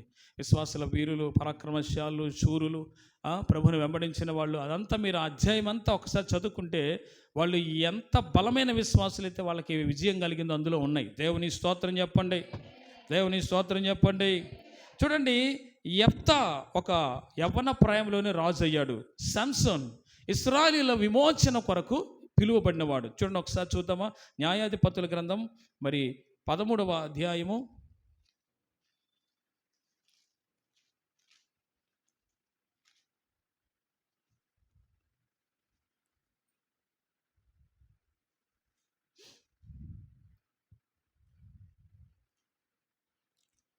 ఇక్కడ 5వ వాక్యంలో 3వ లైన్ ఏమని ఉంటుందంటే, నాజీరు చేయబడిన వాడై ఫిలిష్తీయుల చేతిలో నుండి, చూడండి, ఫిలిష్తీయుల చేతిలో నుండి ఇశ్రాయేలీయులను రక్షింప మొదలు పెట్టునని ఆమెతో అనగా.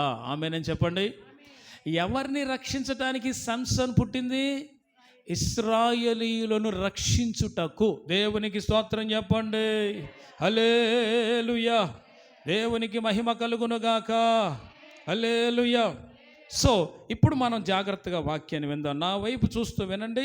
దేవుడు ఇతన్ని ఏర్పరచుకొని దేవుడు లేవనెత్తాడు. కారణం ఎవరి కొరకు? ఇశ్రాయేలీయుల సేఫ్టీ కొరకు, ఇశ్రాయేలీయుల రక్షించుటకు, ఫిలిస్తీయుల చేతిలోంచి ఇశ్రాయేలీయులను విడిపించుటకు. చూడండి దేవుని బిడ్డలారా, అప్పటి నుంచి ఫిలిస్తీయులు ఉన్నారు, ఆ తర్వాత అమాలేకీలు ఉన్నారు. వీళ్ళంతా ఈ శత్రు సమూహం అంట దేనికి పోల్చబడ్డారంటే, ఉపమాన అలంకార భాషలోనైనా లేకపోతే మనకు అర్థం కావాలనుకుంటే నేను చెప్పే ఈ మాట కూడా ఎగ్జాంపుల్గా ఉంటే, మీరు ఉదాహరణగా వింటే, మనకి కనపడకుండా పనిచేస్తున్న శత్రు సమూహం, అది ఇన్విజిబుల్గా, అదృశ్యంగా ఉంది సాతాను సమూహం. అది మన కుటుంబాల మీద కానీ మన వ్యక్తిగత జీవితం మీద, మన పరిశుద్ధత మీద దెబ్బ కొట్టడానికి వాడు ఎన్నో రకాలుగా వస్తూ ఉంటే మనము వాటన్నిటిని జయించాలి మానసికంగా. దేవుని స్తోత్రం. అవి మన దాటి రాకుండా చూసుకోవాలి. ఆమేనని చెప్పండి. హల్లెలూయా. ఎంతో జాగ్రత్తగా, ఎంతో పరిశుద్ధమైన ప్రవర్తన గలవారై ఉంటే, ఎంతో ప్రార్థన ఉంటే ఆ రాకడ ఎదుర్కొంటామని పేతురు అంటున్నాడు తన పత్రికలో. ఆమేనని చెప్పండి. దేవుని స్తోత్రం. సరే, ఇప్పుడు సంసోన్ గారి గురించి చూద్దాం. ఇక్కడ ఆయన గురించి తెలియని వాళ్ళు ఎవరు ఉన్నారు? అసలు సండే స్కూల్ పిల్లలకు కూడా తెలుసు. అయితే ఇక్కడ దేవుడు మనకి ఏదైనా ఇచ్చాడంటే అందులో ఒక అద్భుతమైన తేనె పట్టు ఉంటుంది. దేవుని స్తోత్రం. ఆమేనని చెప్పండి. ఇక సంసోను గాజాలో వెళ్ళుచుండగా, లేకపోతే సంసోను ఇదిగో ఈ ప్రాంతంలో వెళ్ళుచుండగా శత్రువులు కనపడినప్పుడు యెహోవా ఆత్మ సంసోను మీదకి బలముగా దిగి రాగానే ఆ శత్రువులను పారదోలేడంట. దేవుని స్తోత్రం. హల్లెలూయా. ఇక్కడ ప్రాముఖ్యమైన విషయం, నువ్వు ఎల్లప్పుడూ పరిశుద్ధాత్మతో నింపబడుతూ మాట్లాడితే, భాషలతో మాట్లాడగలిగితే ఇక అపవాది నీ దగ్గరకు కాదు కదా, నీ సమూహంకే రాడు. హల్లెలూయా. అమ్మో, ఇది మండుతున్న దివిటీరా నాయన అనుకుంటాడు. హల్లెలూయా. ఈ దివిటీ జోలికి పోతే నేను కూడా కాలిపోతాను అనుకుంటాడు వాడు. హల్లెలూయా చెప్పండి. సో ఇక్కడ ప్రాముఖ్యంగా సంసోను ఒక అద్భుతమైనటువంటి యుద్ధం చేశాడు తన జీవితంలో. అది ఇశ్రాయేలీయులను విడిపించుటకు చేసింది కాదు. ఆ యుద్ధం అయితే ఆ పోరాటం ఇశ్రాయేలీయుల విమోచన కొరకు చేయలా. మరి అది ఎందుకు చేశాడంటే, ఒక అద్భుతమైన మాట మనం ధ్యానం చేద్దాం. Can you read it? Judges chapter, న్యాయాధిపతుల గ్రంథం 14వ అధ్యాయము 5. అప్పుడు సంసోను తన తల్లిదండ్రులతో కూడా తిమ్నాతునకు పోయి తిమ్నాతు ద్రాక్ష తోట వరకు వచ్చినప్పుడు కొదమ సింహము అతని ఎదుటికి బొజ్జరించుచూ వచ్చెను. ఎక్కడండి? బొబ్బరించుచు కొదమ సింహం వచ్చిందంట. ఎక్కడికి వచ్చిందంట? మాట్లాడలేదు మీరెవరో. ఏ తోట? ద్రాక్ష తోట. చెప్పండి. ద్రాక్ష తోటలో సింహం ఉంటుంది అసలు. హల్లెలూయా. అమ్మో, అందరు తల్లి బిడ్డలారు వినండి. అడవిలో సింహం ఉంటుందంటే విన్నాం. దేవుని స్తోత్రం. అరణ్యములో సింహం ఉంటుందంటే కూడా డౌటే, చెప్పలేము. ఉండదు. అరణ్యంలో ఎందుకు ఉంటుంది? ఉండదు. అసలు ద్రాక్ష తోటలో ఉంటుందా? స్తోత్రం చెప్పండి. తోటలో ఉంటుందండి. మాట్లాడరే మీరు? సరే, వచ్చింది అనుకుందాం. పోనీ ఇశ్రాయేలుని రక్షించే పని పెట్ల. ఇక ఇది ఏంటంటే ద్రాక్ష తోట దగ్గరికి వెళ్ళాడు. వాస్తవానికి నా వైపు చూడండి. ద్రాక్ష తోట వెళ్ళి ఆ ద్రాక్షవల్లికి పుట్టింది ఏదైనా, ఆ ద్రాక్షకాయలు ఏదైనా, దానికి సంబంధించింది ఏదైనా తినకూడదు. ఎవరో? ప్రతిష్ఠించబడినవాడు. ఆమేన్. That's rule. 2, తేనె పొట్టును తినకూడదు. ఎందుకో తెలుసా? రూల్. అది తుమ్మిద ఏం చేస్తుందంటే ముందు తన నోట్లోకి తీసుకెళ్ళి ఆ తర్వాత తెట్టులో పెడుతుంది. అందుకని అదంతా ఎంగిలైపోతుంది. చూడండి, మీకు ఆల్రెడీ ఓల్డ్ టెస్టిమెంట్లో కూడా ఉంటుంది. తేనెని దేవుడు మందిరంలోకి అలౌ చేయలే. దేవుడు. ఏది? అర్పణల్లో వద్దన్నాడు దేవుడు. అది వినండి. ఇప్పుడు ఈ 2 అక్కడ చేశాడు. ఏది చేయకూడదు అది చేశాడు. ఇప్పుడు నీవు ప్రతిష్ఠించబడ్డావు, నీకు బాప్తిస్మం వచ్చింది, నీకు పరిశుద్ధాత్మ వరం అనేది అనుగ్రహించబడింది. ఇప్పుడు నీవు దేవుడు వద్దు అన్నదాన్ని చేయకూడదు. అది అర్థం చేసుకోవాలి మనం. అది మన విజ్ఞతకు వదిలేశాడు దేవుడు. నీకు ఫ్రీడమ్ ఇచ్చాడు దేవుడు. ఆమె నీకేమిచ్చాడు? ఫ్రీడమ్. నీ రక్షణ నువ్వు కాపాడుకో అని చెప్పాడు. నీకోసం వెల చెల్లించడమే కాకుండా, భయంకరమైన శ్రమలు అనుభవించడమే కాకుండా, నీకు ఫ్రీడమ్ ఇచ్చి నీ రక్షణ నువ్వు కాపాడుకో అని చెప్పినప్పుడు నువ్వేం చేయాలి తెలుసా? ఆ రక్షణకి నువ్వు కంచేసుకోవాలి. నువ్వు వేసుకోవాలి కంచె. అంటే ప్రార్థన కంచె. స్తోత్రం చెప్పండి. పరిశుద్ధాత్ముడి కంచె. హల్లెలూయా, హల్లెలూయా. కానీ ఏది వద్దో, ఏది తినకూడదో, ఏది మరి అవాయిడ్ చేయాలో ప్రతిష్ఠించబడిన వాడు, నాజీరు చేయబడిన వాడు అవి వదిలేయకుండా తన జీవితంలో ఏది వద్దన్నాడు దాన్ని చేయటానికి వెళ్ళాడు. ద్రాక్ష తోటకి నీకేం పనయ్యా సంసోన్ అసలు? హల్లెలూయా. అవునా? తినచ్చా? తల్లితో ఏం చెప్పాడు దేవుడు? ద్రాక్షని కానీ, ద్రాక్ష కాయలు కానీ, ఎండు ద్రాక్ష కానీ, లేకపోతే ద్రాక్షవల్లికి పుట్టింది ఏదైనా కానీ, నువ్వు ద్రాక్ష మద్యమును కానీ అసలు తాగటానికి ఇల్లేదో. పొట్టబోయేవాడు నాజీరు చేయబడినవాడు. హల్లెలూయా. పుట్టిన దగ్గర నుంచి తల వెంట్రుకలు కట్ చేయొద్దు అన్నాడు దేవుడు. స్తోత్రం. ప్రత్యేకించబడిన వాడుగా పెరిగాక చిన్నప్పటి నుంచి మీ అమ్మలు కూడా బోధించారుగా నీకు. చెప్పారండి బాబు, చెప్పారుగా. చెప్పారండి. మరి ఎందుకు వెళ్ళావు తోటకెళ్ళి? దేవుని స్తోత్రం. ఏదో నడుచుకుంటూ వస్తున్నాళ్ళండి. అట్ట అనద్దు.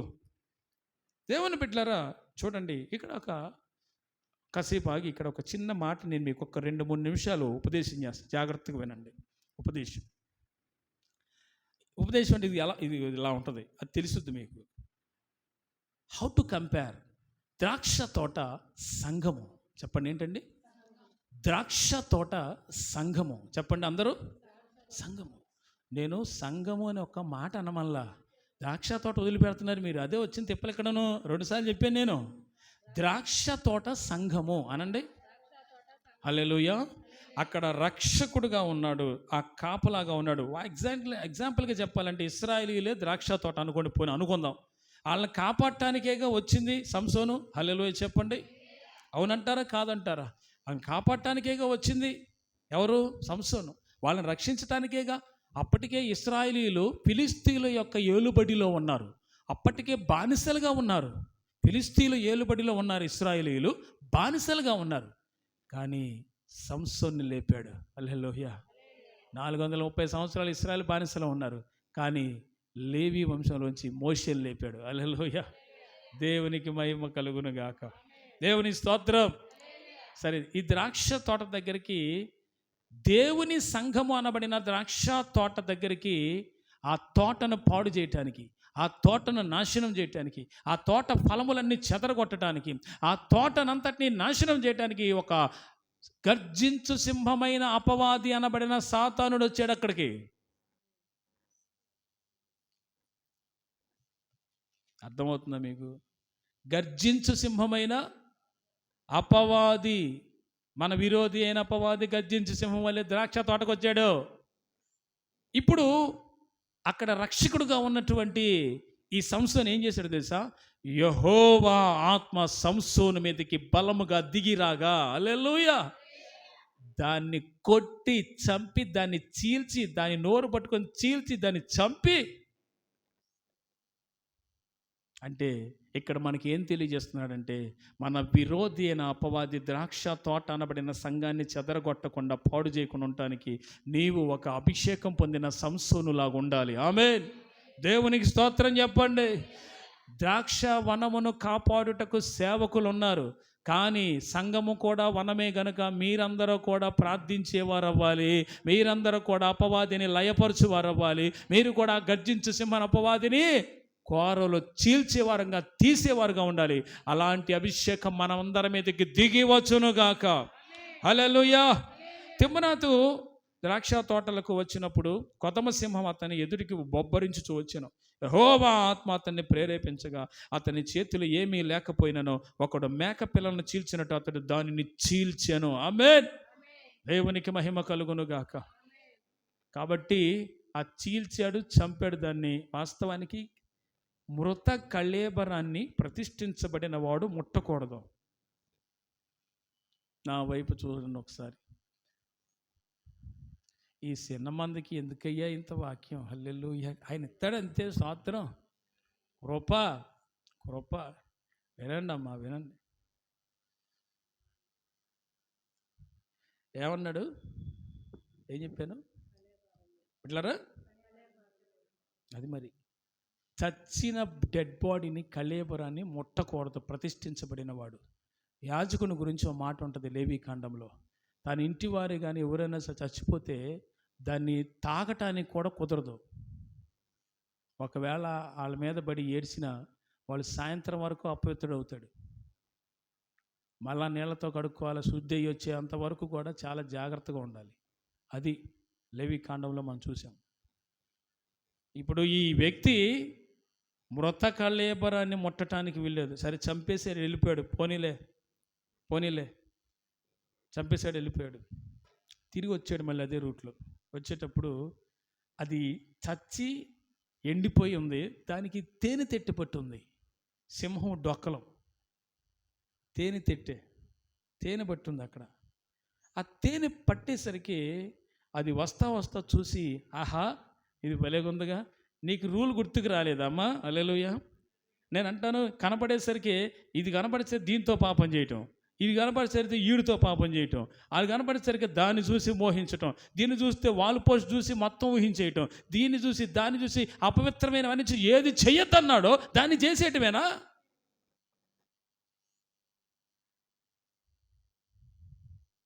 సైతానికా బేట. హల్లెలూయా. ఎప్పుడు మార్పు చెందుతావు? నేను వాళ్ళ పోస్టులు కూడా చూడను, ఎట్లాగే పోతా సైతానికి అంటాడు, ఒకసారి చూడరైట్ అంటాడు. కొత్త సినిమా వచ్చింది చూడరైట్, నేను ప్రార్థన చేసుకుంటున్నా, బాగానే ఉంది. మూడో రోజు కొంచెం ప్రార్థన చేసుకోకుండా బలహీన పరచబడతాడుగా, సరదాగా ఇలా వెళ్తా ఇటు చూస్తాడు, అయిపోయింది ఇక. దేవునికి స్తోత్రం. కొత్త సినిమా ఏదో వచ్చినట్టుంది, చూడకూడదులే మనం. అలా చూసిన తర్వాత అనుకుంటాడు చూడకూడదని, ఇంకోసారి ఎప్పుడు చేయకూడదని. నేను అంటాను, కళేబరంలో ఉన్నది ముట్టచ్చు. అసలు కళేబరాన్ని ముట్టకూడదుగా నువ్వు. సంసోను రూల్ మీరాడు, ఆజ్ఞ మీరాడు. ఆజ్ఞ అతిక్రమమే పాపం. దేవుని స్తోత్రం. సరే, ఆయన సంగతి పక్కన పెట్టండి, మన సంగతి ఏందంటున్నా. మనం ఎంతవరకు కరెక్ట్గా ఉంటున్నామో, ఆలోచనలో, తలంపులో, నడవడికలో మనం ఎంత జాగ్రత్తగా ఉంటున్నామో మనల్ని పరిశీలన చేసుకోవాలి. ఎప్పుడు కంచేసుకోవాలి ఆలోచనకి. హల్లెలూయా. స్తోత్రం చెప్పట్లేదు మీరు? హల్లెలూయా. మీరు ఎవరి మీద అలిగినట్టున్నారుగా. స్తోత్రం. ఇందాక నేను చూస్తా ఉన్నా.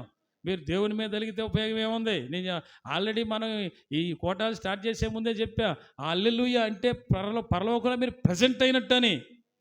హల్లెలూయా అంటే మీరు ప్రజెంట్ అయినట్టురా, లేకపోతే అబ్సెంటే. దేవునికి స్తోత్రం చెప్పండి ఇప్పటికైనా. హల్లెలూయా. దేవునికి స్తోత్రం. రిటర్న్ అయ్యేటప్పుడు సింహంకి ఆ డొక్కలోనో మరి మొత్తానికి ఎక్కడో లోపల తేనె పట్టింది. ఈయనకి ఒక రూల్ ఉంది, ముట్టకూడదు, మనం పాపం చేయకూడదనే రూల్ మనకుంది. దేవుని మూలముగా పుట్టి ఉన్నవాడు పాపము చేయడు, కానీ తన్ను తాను భద్రం చేసుకొనును. ఆమేన్ చెప్పండి. మనల్ని మనం ఏం చేసుకోవాలంటే భద్రం చేసుకుందాం. స్తోత్రం చెప్పండి. పాపం చేయకుండా భద్రం చేసుకుందాం. స్తోత్రం చెప్పండి. హల్లెలూయా. హల్లెలూయా. సరే, వెళ్ళి బలమైన దానిలో నుంచి తీపి వచ్చెను, తిను దానిలో నుండి తిండి వచ్చెను అన్నాడు. ఏమన్నాడు? సామెత. అయ్యగారికి కవిత్వం కూడొచ్చు. ఎవరికి? సంసోనికి కవిత్వం కూడొచ్చు. బలమైన దానిలో నుండి తీపి వచ్చెను, తిను దానిలో నుండి తిండి వచ్చాను అన్నాడు. ఈ సామెత ఒక చోట యవనస్తుల గుంపంతా చేరితే ఒక పిట్ట కథ, పొడుపు కథలాగా వాళ్ళకి చెప్తాడు. ఇదేందో చెప్పండి అని అడుగుతాడు యవనస్తులని. వాళ్ళందరూ అంటారు, వామ్మో ఇదేందో పెద్ద కష్టతరంగా ఉంది అనుకుంటాడు. అక్కడ ఇప్పుడు ఈ పొడుపు కథ వేస్తాడు వాళ్ళకి. ఇప్పుడు విషయం ఏంటంటే, ఈయన ఆ వేసిన పొడుపు కథకి ఆన్సర్ ఎవడు చెప్పలేకపోతే ఈయన గారు కొంచెం పాపం చేయడానికి, లేకపోతే ప్రేమించి పెళ్లి చేసుకోవడానికి మొత్తానికి తిప్పలు పడి ఆ దలీలా దగ్గరికి వెళ్ళాడుగా. ఆవిడ ఏం చేసింది చెప్పవా? దానికి ఆ మాటకు అర్థం చెప్పవా? మా వాళ్ళందరూ కూడా ఆస్తులని దోసుకుపోవడానికి వచ్చాడా మీ ఆయన, లేకపోతే మీ సంసోను? నువ్వు కొంచెం ఎట్టైనా అసలు దానికి ఆన్సర్ అడుగునంటే అది ఆవిడ వచ్చి దువ్వుతూ ఉంటుందండి. ఏమండి సంసోన్ గారు చెప్తారా మీరు? ఈవిడ పెద్ద అందగత్తి కదా, హోయలు ఒలికిస్తూ ఉంటుంది. అంతేగా మరి, ఈ స్త్రీ హోయలకేగా పడిపోయింది ఆయన. మీకు అర్థమవుతుందా? బలహీనతలో ఏం చేద్దాం? వినండి, ఇప్పుడు ఏం జరిగింది? అక్కడ అంటాడు, ఎందుకమ్మా నువ్వు నన్ను ఇట్లా శోధిస్తావంటే, నువ్వు చెప్పట్లేదు నాకు, చెప్పవా అని అంటే అంత బదిలాడితే అప్పుడు చెప్తాడు, తేనె అమ్మాయి అంటాడు. ఏమంటాడు అంటే అట్లా అది నేను మొన్న సింహం చంపేలే, బలమైన దానిలో నుండి తీపి వచ్చాను, నేను దాన్ని తీసుకున్నా, తినుదానిని బాగా వచ్చితే తిండి వచ్చాను అన్నాడు. అల్లెలు అయిపోయాయి. ఇదంతా బాగానే ఉంటుంది తినటానికి, కానీ వాడు బ్రతికేమైపోయింది, కళేబరం ముట్టాడు, అపవిత్రతో పక్క వచ్చేస్తూనే ఉంది. తినద్దురా అంటే ఈ తినకూడనే తిన్నాడు, పైగా అది కళేబరానికి పట్టినటువంటి తేనె. అసలు నువ్వైనా నేనే తింటావా కళేబరానికి పట్టింది? చెట్లు కొమ్మకుంటే ఆహా ఫ్రెష్ అని తినేస్తాం, అది కూడా ఎంగిలే. దేవుని స్తోత్రం. కాదంటారా? మరి ఎంగిలి కాదా ఏంటి? ఎంగిలే, దేవుని స్తోత్రం, అది ఎంగిలే. వినండి, ఆ అపవాది ఆ గర్జించు సింహాన్ని ద్రాక్ష తోట పాడవకుండా 2 చేతులెత్తి ప్రార్థన చేయాల్సింది ఓ పక్క సేవకులైతే, ఒక పక్క సంఘం. దేవుని స్తోత్రం. అట్లయితేనే అపవాదిని గద్దించగలం. మీరు అపవాదిని గద్దించుడి, వాడు మీ యొద్ద నుంచి పారిపోవనన్నాడు దేవుడు. ఆమేన్. నీకు ఏ శరీర సంబంధమైన బలహీనత ఉందా? నిద్ర సరిగా పట్టట్లేదా? టెన్షన్ పడుతున్నావా? మధ్యరాత్రి మెలకు వచ్చేస్తుందా?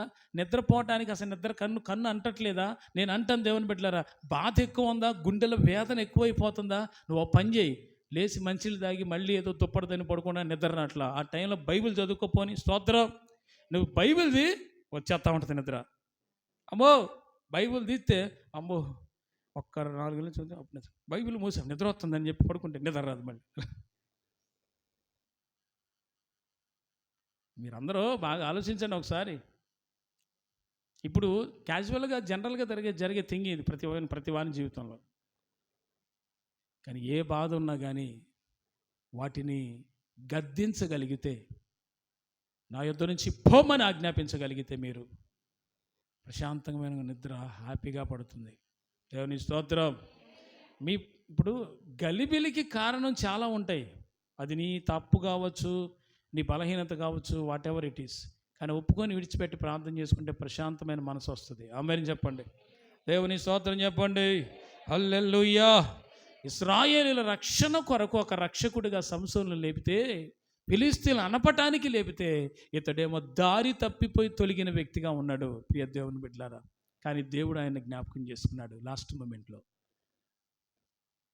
ఇశ్రాయేలీయులను తప్పించి విడిపించుటకు ఒక గుడిలో తీసుకెళ్ళి ఆయన పట్టుకొని 2 కళ్ళు పొడిచేశారండి ఫిలిష్తీయులు. పట్టుకున్నారు మొత్తానికి. ఏముంది, జల్ల కట్ చేశారు. జల్ల కట్ చేయడానికి కారణం ఏంటి? వీటి బలహీనత. ఏంది బలహీనత? దలీలా, ఇతనిలో ఉన్న పాపం. పెళ్లి చేసుకోవచ్చు శుభ్రంగా. దేవుని స్తోత్రం చెప్పండి. You get married, that's very good. హల్లెలూయా. లేఖనంలో పౌలు అంటాడు, నీవు మనసు నిలపలేని ఎడల పెళ్లి చేసుకో అన్నాడు. హల్లెలూయా. పెళ్లి చేసుకోకుండా కామతప్తులు ఒకటి కంటే వివాహం చేసుకున్నట్టు మేలు అంటున్నాడు దేవుడు. దేవుని స్తోత్రం చెప్పండి.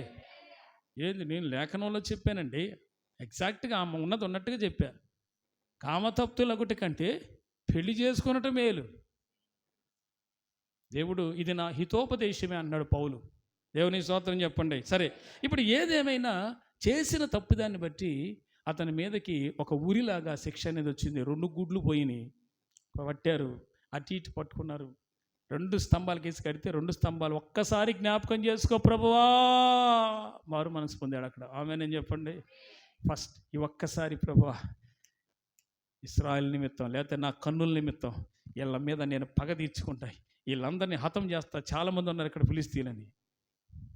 దేవుని బిడ్డలారా, సరే ఇప్పుడు నేను చెప్పదలిచింది ఏంటంటే, ఇశ్రాయేలు మీద విడుదల, వారందరికీ ఫిలిష్తీయుల నుంచి రక్షించుటకు సంసోను దేవుడు లేపాడు. కొంతమంది ఆ పిలుపుని అంతవరకు కాపాడుకుంటారు, కొంతమంది మధ్యలోనే దాన్ని పోగొట్టుకున్నారు. అంతవరకు కాపాడుకున్న వారే ఎక్కువ మంది ఉన్నారు. దేవుని స్తోత్రం చెప్పండి. ప్రభు నిన్ను పిలిచేది ఎందుకంటే, నీవు సాతాను చెరలో ఉన్న అనేకులకు విడుదల కలిగించే ఒక రక్షకుడిగా నీవు పని చేయాలి. ఆమేన్. హల్లెలూయా చెప్పండి. రక్షకుడు అంటే ఇక్కడ యేసు ప్రభు వారు, అది వేరే విషయం, అది కాదు నేను చెప్పేది. ఇక్కడ నీవు కొంతమందిని దేవుని తట్టు తిప్పగలిగిన వ్యక్తిగా ఉండాలి. వాళ్ళని అగ్నిలోంచి తప్పించే వ్యక్తిగా, సాతాను చెర నుంచి తప్పించే వ్యక్తిగా నీవు ఉండాలి. అలాగున నీవు ఉండగలిగితే ఖచ్చితంగా దేవుని యొక్క ఆత్మ నిన్ను బలపరచడమే కాకుండా నీవు చేసిన ఆ పరిచర్యకి పరమందు అతి శ్రేష్టమైన బహుమానం నీవు పొందుతావు. దేవుని స్తోత్రం చెప్పండి. ఇలాగ చెప్పుకుంటూ పోతే అనేక మంది రక్షకులు భూమి మీద ఈ పరిశుద్ధ గ్రంథంలో కూడా ఉన్నారు. ఎవరి కోసం అంటే దేవుడు తన పిల్లల్ని కాపాడటం కోసం. మీకు ఒక చిన్న మాట చెప్పి నేను ముగిస్తాను, సమయం అయిపోయింది. పైన గద్ద తిరుగుతూ ఉంది. గద్ద డేగ అనుకోండి, పోనీ లేకపోతే గద్ద అనుకోండి. కింద కోడి ఉంది. కోడి తన పిల్లల్ని బయట అలా విహారంగా తీసుకెళ్ళి ఏదైనా తినమని వాళ్ళని పంపించింది, తీసుకెళ్ళింది. పైన ఆ గద్ద ఉన్నప్పుడు తల్లి దాన్ని చూసి ఏ విధం చేతనైనా నా పిల్లల్ని రక్షించుకోవాలని ఆ కోడి ఏం చేస్తుంది తెలుసా? ఒకలాంటి కూత పెడుతుంది. తెలుసా మీకు ఆ సంగతి? ఎప్పుడైనా గమనించారా? ఒకలాంటి కూత అంటే డేంజర్, అపాయం అని ఆ సిగ్నల్స్ చిన్నపిల్లలకు అర్థమవుతాయి, ఆ కోడి పిల్లలకు అర్థమవుతాయి. వెంటనే అవన్నీ అప్పటికే తల్లి ఇలా రెక్కల చాపు ఉంటుంది. దేవుని స్తోత్రం చెప్పండి. హల్లెలూయా. రెక్కల చాపున రెక్కల కిందకి ఆ పిల్లలన్నీ వచ్చేస్తుంటారు, ఇలా కప్పేస్తుంది. దేవుని స్తోత్రం చెప్పండి. మనందరము కూడా అపవాది మనల్ని తాకకుండా ఉండటానికి సర్వశక్తి గల యేసయ్య హస్తం ఎలా ఉంది, ఆ హస్తములలోనికి రా. క్షేమము, కృప, సమృద్ధి, కాపుదల ఉంది. హల్లెలూయా. మన దేవుడు ఆ కోడి తన రెక్కలని కింద తన పిల్లలను కప్పినట్టుగా మనల్ని కప్పి కాపాడటానికి ఇష్టంగా ఉన్నాడు. ఆయన చేతులు చాచి నిన్ను పిలుస్తున్నాడు. అపవాది అనబడిన ఆ డేగ నుంచి, అపవాది అనబడిన గద్ద నుంచి నిన్ను విడిపించుటకు, కాపాడుటకు యేసు ప్రభువు నిన్ను పిలుస్తున్నాడు. ఆమేన్. వస్తావా? యేసయ్యకి నీ హృదయం ఇస్తావా? మార్పు చెందటానికి ప్రయత్నం చేస్తావా? సియోను కొండ మీద పుట్టిన రక్షకులు ప్రజలను రక్షించారు. ఈరోజు నిన్ను రక్షించడానికి యేసు ప్రభు 2000 సంవత్సరాల క్రితం యేసయ్య ఈ లోకానికి వచ్చాడు. 2022 సంవత్సరాల క్రితం యేసయ్య ఈ లోకానికి వచ్చాడు. ఆయన రెక్కల కిందకు వస్తే నీకు ఆశ్రయం, ఆయన రెక్కల కిందకు వస్తే నీకు క్షేమం. వస్తావా? ప్రార్థన చేసుకుందాం. Can you read? Shall we pray? తండ్రి, మీకు వందనాలు, స్తోత్రం చెల్లిస్తున్నాను నాయన. ఈ దినము నీ కృప వలనే ఈ వాక్య ప్రత్యక్షతలు ఇచ్చారు. మీకు వందనాలు, స్తోత్రం చెల్లిస్తున్నాను. వచ్చిన వారిని దీవించండి. ఈ వాక్యాన్ని విన్న బిడ్డలందరికీ నీ ఆత్మ చేత వారిని నింపి బలపరిచి అభిషేకించండి. అదిగో నాయన, ఇశ్రాయేలును కాపాడుటకు ఆయా సమయాల్లో ఆయా కాలాల్లో రక్షకులను పుట్టించారు మీరు. తద్వారా ఆ ప్రజలు రక్షించబడ్డారు, చెరగొనిపోయినప్పుడు రక్షించబడ్డారు, విడుదల పొందారు. అలాగే ఈ వాక్యం విన్న బిడ్డలందరూ కూడా నీవు చేతులు చాచి ఉన్నావు. ఆయన ఐసా నీ రెక్కల కిందకు వస్తే అపవాది డేగ నుంచి, అపవాది అనబడిన గద్ద నుంచి, అపవాది అనబడినటువంటి ఆ సాతాను నుంచి విడుదల పొంది ఇదిగో నీ రెక్కల కింద సురక్షితంగా ఉంటారయ్యా. కనుక కృప చూపించి ఈ వాక్యాన్ని విన్న వాళ్ళందరినీ నీ హస్తాల్లోకి తీసుకోమని, ప్రియ దేవుని బిడ్డలైన వీళ్ళందరినీ యేసయ్యా నీ రెక్కల్లో చాటున మమ్మల్ందరినీ, వాక్యాన్ని విన్న వాళ్ళందరినీ కప్పమని యేసు నామములో ప్రార్థించి స్తుతించి పొంది ఉన్న